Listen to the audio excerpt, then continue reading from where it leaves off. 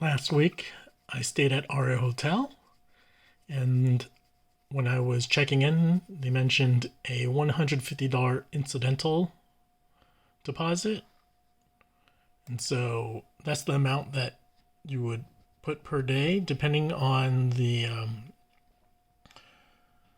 room you get. So here's a web page that lists the different incidentals. So that's why usually when you check in at a Vegas hotel, you use a credit card because they'll do this pending charge that may or may not finalize. So at Aria, it's $150 a day for a deluxe room, or it could be $250 for a suite, or $350 for a sky suite. The next thing I'll mention is what might happen.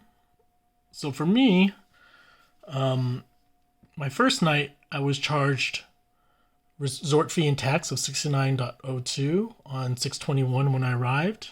They let me know that the total would come out to be 219.02, which was a little scary because we totally didn't realize about the incidental deposit. But they let us know as long as we don't, eat anything on there or, make any room service charges, then we wouldn't be charged. And so this pending charge happened on 6/21, and it never really got finalized. We did check out on 6/23, but that was for our second night. But on 6/24, I was finally charged 69.02, and this pending charge that originally occurred on 6/21 eventually disappeared. So that was fine. Now for the second night, it was a little more trickier. Second night was 69.02 for a resort fee plus an upgrade fee that I was charged. So I was upgrading my room from a king to a double queen. It cost me $50 plus tax, which is 13% tax. It comes out to be $6.69 in tax. So this amount plus $150 would be my pending charge. So when I arrived on 6/21, they charged me this pending charge of 275.71, and they let me know. I signed, my credit card for that charge. On 6/24, the day after I checked out, that last day, so the next day after I checked out, I was charged $275.71. So this, to me, was a little concerning. It wasn't like what I've been told before, that it would just be a pending charge. But it became a real charge on 6/24, and then I waited. They said it takes about 5 to 7 days for everything to be finalized after you check out. So I checked out 6/23, but on 6/27 is when I noticed that I received a $100.50 refund for my incidental fee. It said it was charged on 6/26, but I actually only saw it on 6/27.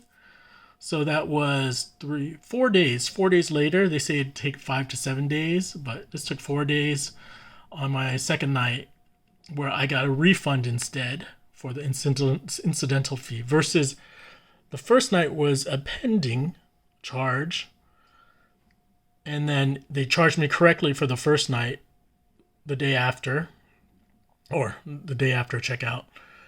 But over here, I was charged the whole fee, resort fee, extra fees, and the incidental charge all together the day after checkout.